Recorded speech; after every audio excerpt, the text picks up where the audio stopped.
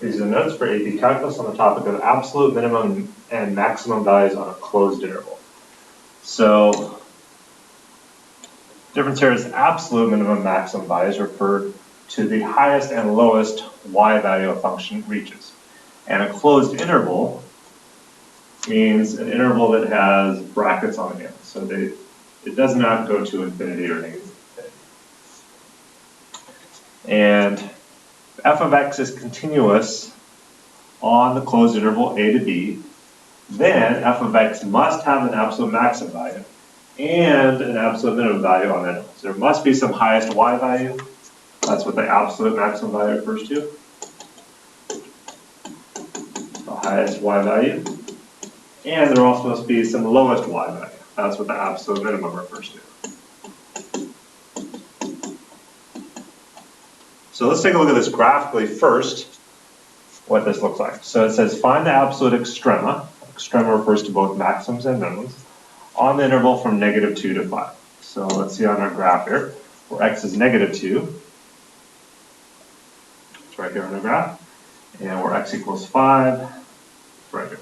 So we're only looking on that interval of the graph. In other words, this part of the graph and this part of the graph that are not in the interval are irrelevant to this problem. So just looking at the part that's left between -2 and 5, the absolute minimum value, what's the lowest y value this function ever reaches? You can see it would be right there at y equals -4. So the absolute minimum value, the lowest y value reaches is -4. And this occurs at x equals 3. And notice, at 3, since the function switches from decreasing to increasing, this is also what's considered a relative or local minimum.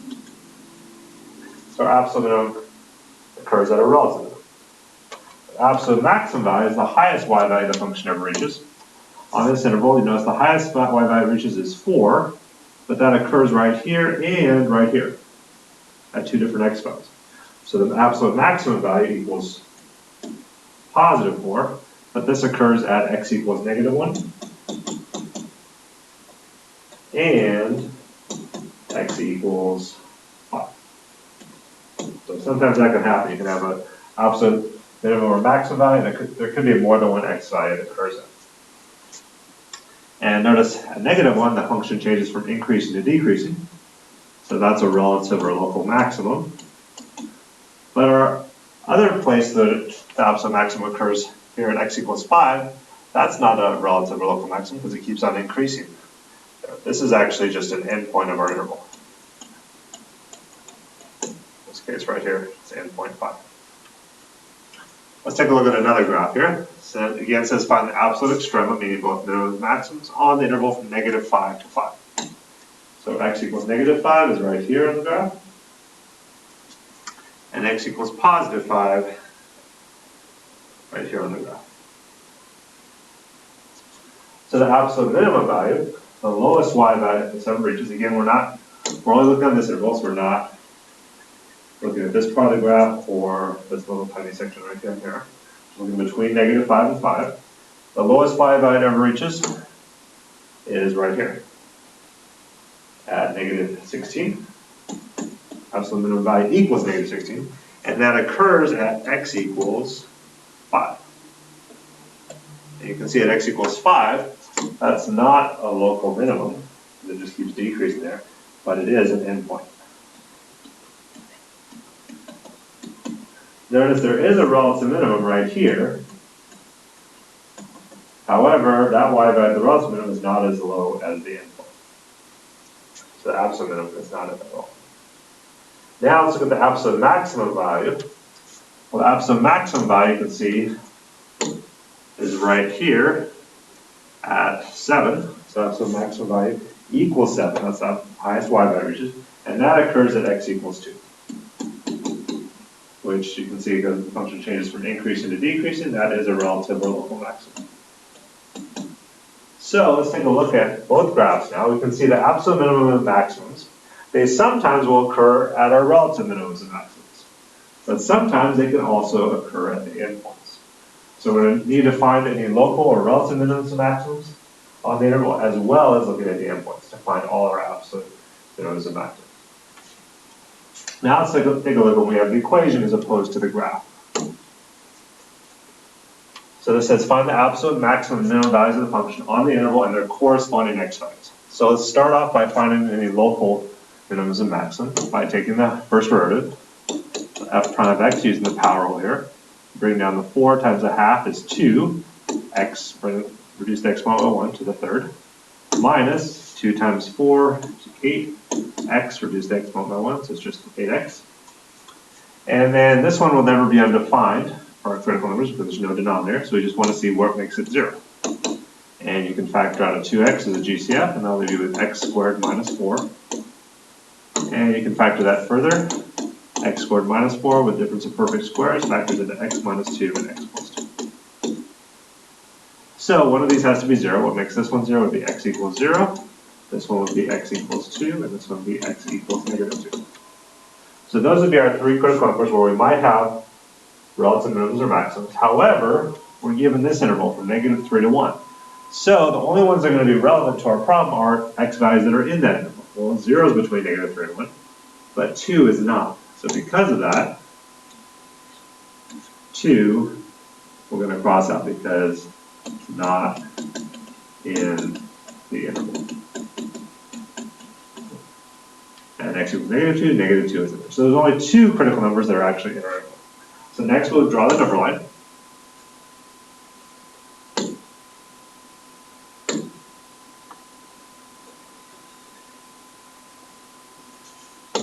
And when we have a closed interval, remind yourself it's closed, put brackets on the endpoints and label them. So this is negative 3 and this is 1. And then our other critical numbers were negative 2 and 0. So make sure you just put those in order. And then we can label it, this is our first derivative we're testing to, so f prime of x. And negative 2 and 0 both made the first derivative 0. So we just have to test in between there to see if it's positive or negative. So let's start right here. Well, here you could test negative 2.5, or notice negative 3 was not a critical number. So even though it's ample, we can test it as long as it's not a critical number. So negative 3 makes this first factor negative. Negative 3 minus 2 is negative. Negative 3 plus 2, negative. 3 negative numbers multiplied together is negative. Then between negative 2 and 0, you can test negative 1. Negative 1 makes this factor negative. Negative 1 this factor negative. Negative 1 plus 2 is positive. 2 negatives times a positive is positive. And then here we could test 1. 1 makes this factor positive. 1 minus 2 is negative. 1 plus 2 is 2 positive times a negative is negative. So what this shows us is that our original function f of x would be decreasing and then increasing and then back to decreasing. So if we sketch a little graph of what this could look like, that'll help us identify where the local minimums and maximums could potentially be at, or the absolute minimums and maximums could potentially be at. So the function is decreasing, levels off there, negative 0, then it's increasing until 0, and then it's back to decreasing. So you can start with either one. Let's start with the absolute maximum. Well, we can see it based on our graph, the absolute maximum could occur right here at 0, where we have a relative maximum. Or it also could occur at negative 3, which is our endpoint. So we'll compare those two for the absolute maximum. It could either be at x equals negative 3, or it could be at x equals 0. And the way you can determine where it actually is, we want to know which y value is larger. So you actually just plug these in one at a time back in the original equation. So let's say we start with negative 3. So f of negative 3 would be 1/2 times negative 3 to the 4th minus 4 times negative 3 squared. Negative 3 to the 4th is 81 times a half, that's 81 over 2. Negative 3 to the 4th, negative 3 squared is 9 times negative 4 is negative 32. To get a common number, negative 36. Negative 36, to get a common number, and multiply by 2 over 2 is the same as negative 72 over 2. Subtract those gives you 9 over 2. Okay, so that's a potential absolute maximum. But we got to compare that with when we plug in 0. When you plug in 0, the original function? Well, 0 wipes out everything there, so you just get 0. So compare those, which is higher. 9/2 is higher than 0, so the way we'd state our answer is the maximum value. And when you say maximum value, if you don't specify if it's absolute or relative or local, it automatically means that it's the absolute one. So the maximum value equals 9/2. That's the highest y value it reaches, and that occurs at x equals -3.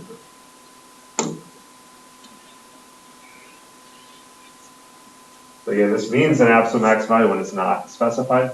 If it's a local or relative maximum, you'll always have to use the adjective to describe what it is. But an absolute one, sometimes you can use the word absolute, or you can just drop it off and it still means absolute. Now let's take a look at the absolute minimum, where that could occur. So if we look back at our graph here, we can see that, well, the absolute minimum could occur at -2, which we have a relative minimum there. Or it could occur over here at 1, where we have an endpoint. So for the absolute minimum, we need to compare both of those. Compare x equals -2 with x equals 1. This time we're looking for the lower y value of those two. So let's start with -2 again to figure out the y values. You plug them back in the original equation. So f of -2 would be 1/2 times -2 to the 4th minus 4 times -2 squared. -2 to the 4th is 16 times 1/2 gives you 8. -2 squared is 4 times -4 is -16. Subtract those, gives you -8. So that's the y value at -2. And now let's go ahead and substitute in 1. F of 1. Well, 1, when you plug it in, would just give you 1/2 minus 4, when you plug it in for x there. And that's 1/2 minus 8/2, which is -7/2. And that's the same as -3.5. So you can see the lower of those two values is -8. So the minimum value, which means the absolute minimum value, the first of the y value, the minimum value itself is -8, and that occurs at x equals -2.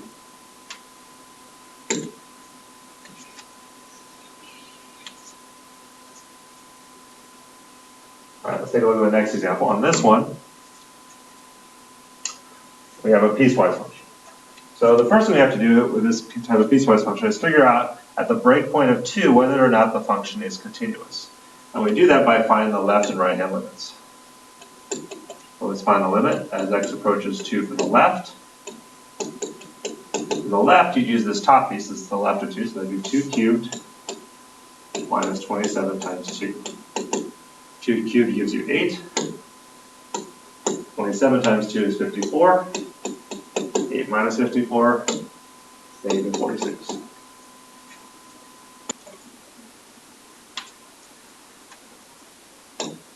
And the right-hand limit, the limit as x approaches -2 from the right of g of x, you use this bottom piece, so it'd be 5 times 2 minus 56. 5 times 2 gives you 10, minus 56 is also a -46. So what this tells us, since those are the same, is that g is continuous at x equals 2. And the importance of that, remember, the breakpoints are critical numbers either way, whether it's continuous or not, because the function changes to a different piece. However, since it's continuous, we know that this could be a relative interval. So it could fit potentially at 2 where our absolute minimum or maximum occurs. But then we need to see if there's any other critical numbers, so we take the derivative, g prime of x. The derivative of the top piece would be 3x squared minus 27, and this applies for, I forgot to put the word 4 in here, for x is less than 2. And the derivative of the second piece is just 5, and this applies for x is greater than 2. And I dropped off the equal sign because the derivative will not exist there unless the derivatives are equal, which they usually are not. You can tell by plugging in 2 here. For x, we get 2 squared 4 times 3 is 12 minus 27 gives you negative 15, which is not the same as 5. So even though they are continuous, they create a corner there, which means it's not differentiable, hence we don't put the equal to sign to show that the derivative actually does not exist at 2.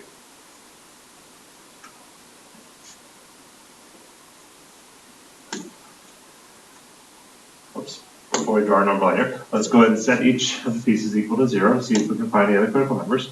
So if we set 3x squared minus 27 equal to 0, let's see if we can factor out a 3. Leaves you with x squared minus 9.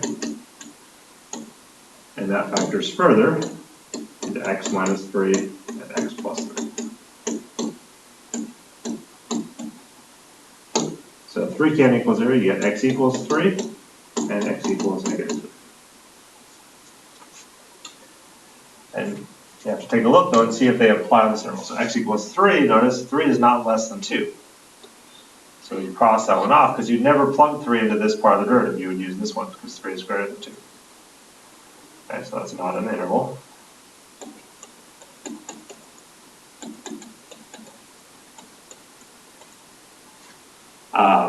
Even though it is in this interval, it's not in the domain of that part, I should say. X equals negative 3, though, you would use this piece for negative 3 is less than 2. So, in the other piece, we've got 5. Well, 5, though, is never equal to 0, so this won't give us any critical numbers. And now let's draw our number line.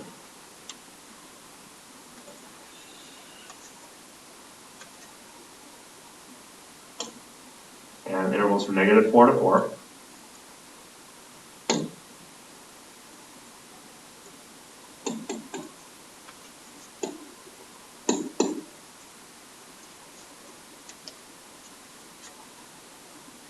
And we've got negative 3. And our breakpoint 2 also needs to go on. Label this g prime of x. The negative 3 came from making the derivative equal to 0, so that's 0. But 2 is a breakpoint, and we saw at the breakpoint the derivatives were not equal to the left and the right, so that does not exist or it's undefined. And then here we could test negative 4. Just make sure you test it in the right piece. So negative 4 would use the top piece, and the factored form of that is right down here. Negative 4 would make this factor negative, this factor negative, negative times a negative is positive. Between negative 3 and 2, you could test 0. 0 is also less than 2, so you'd still use the top piece, which in factored form. Plug in 0, this is negative, 0 plus 3 is positive, negative times a positive is negative. And here you could test 3 or 4, but this time 3 or 4, you wouldn't use this piece, 3 or 4 greater than 2. So if you test those, you try to plug in for x, but it's always positive 5. So it's positive there. So this shows us that g of x, when the first derivative is positive, would be increasing, and the first derivative negative would be decreasing, and then back to positive, increasing.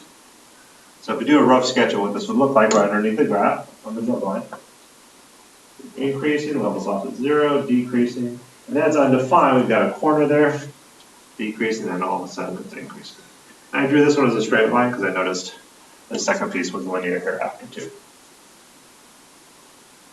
So, taking a look at our graph there, we can see our potential absolute maxims could be at our relative max, negative 3, or it could be at our endpoint of 4. So let's compare those two. So for the absolute maximum,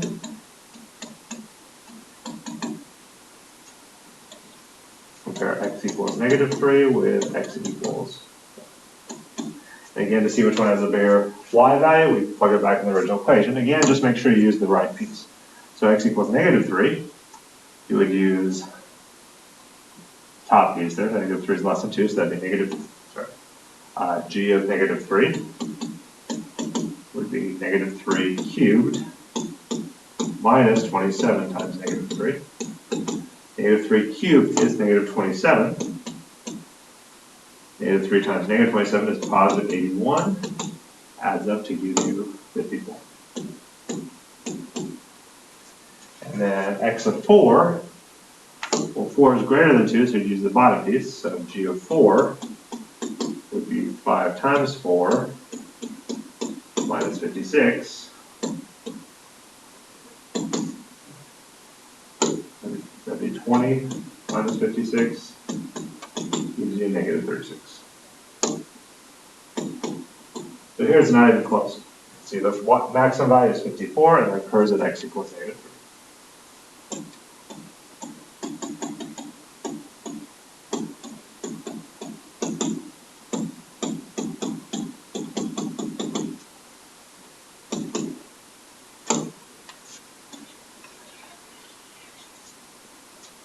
Now let's look at where the absolute minimum could occur.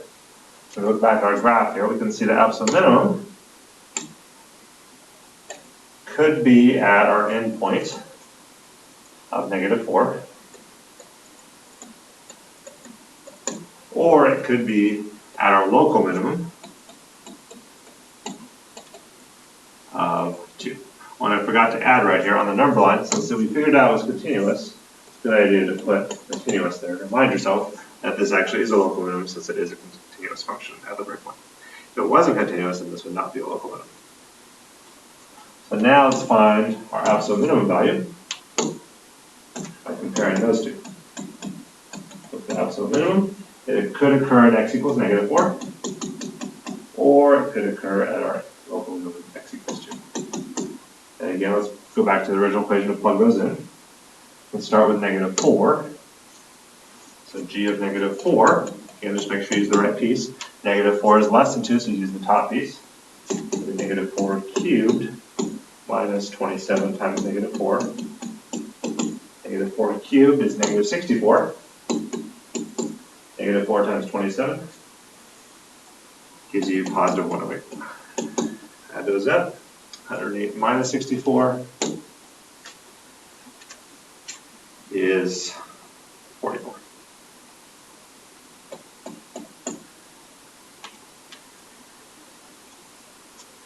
And x of 2 from the g of 2 here. But didn't we already plug in 2 in our final limits? We did. And notice when we plugged in this piece, which is 2, we got negative 46. So we already found that one. And you can see the minimum value is not even close here. It's negative 46. And it occurs at x equals 2.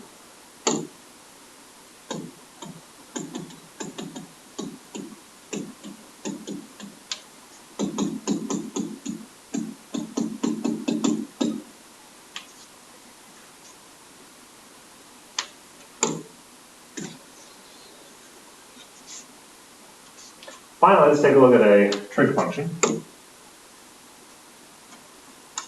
So again, let's find our relative mins and maxes by taking the derivative f prime of x. The 1 minus, derivative of x is 1. 2 stays out in front, the derivative sign is cosine. And the interval this time, though, is noticed just between 0 and pi. And then if we set that equal to 0,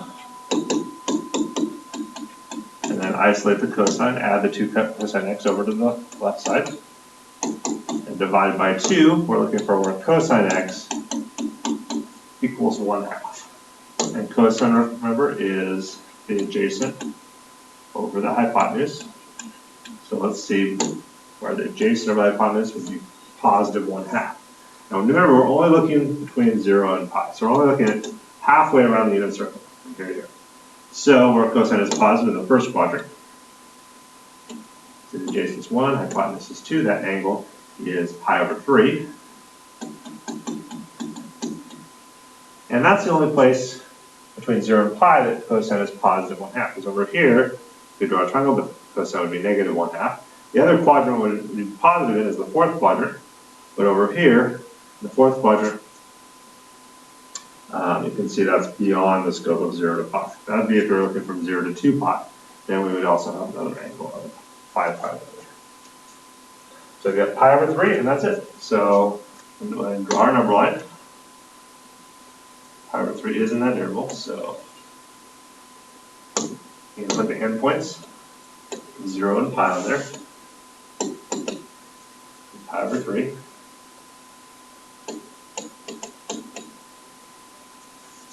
Label this f prime of x. You know pi over 3 makes the derivative 0. And here we could test 0 because it's not a critical number. an endpoint there, so we can test 0, it's also a critical number. 0, well, let's take a look. Cosine of 0 is 1, so that'd be 1 minus 2 would be negative. Over here, you could test pi. Cosine of pi is negative 1, and that makes this a plus 2. 1 plus 2 is positive. And now let's see, this tells us that the original function f of x would be decreasing and then increasing. So if we sketch what that looks like, decreasing and increasing.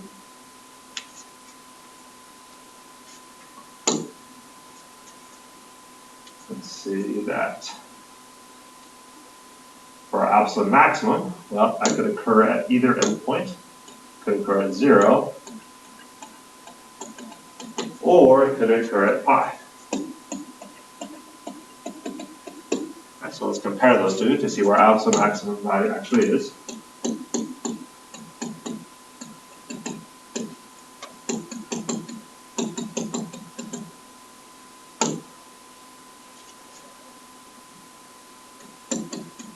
F of 0, back in the original function, would be 0 minus 2 times the sine of 0. But the sine of 0 is just 0, so that wipes that out, so that's just 0. And then f of pi would be 0, sorry, not 0, pi, minus 2 times the sine of pi. Well, the sine of pi is 0, wipes it out, so we're just left with pi, which is bigger, pi is bigger than 0. So the maximum value equals pi, and it happens to occur at x equals pi. The x and y values happen to be the same. And then the absolute minimum value, well, in this case, you can tell it has to be at pi over 3, at a relative minimum. Based on our graph, there's nowhere else it could be. Sometimes that can happen. You can just look at the number line in your sketch and see exactly where it has to be. So the only question is, what is the actual value? So for the absolute minimum, we know it occurs at x equals pi over 3. But to figure out the value, we actually have to still plug it back in the original equation. So f of pi over 3 would be pi over 3 for x minus 2 times the sine of pi over 3. And the sine of pi over 3, the opposite over hypotenuse for root 3 over 2. So we get pi over 3 minus 2 times root 3 over 2. And you can see that reduces, the 2's reduce out. So we're just left with pi over 3 minus square root 3. So that's our minimum value, and it occurs at x equals pi over 3. The minimum value equals pi over 3 minus the square root of 3. That occurs at x equals pi over 3.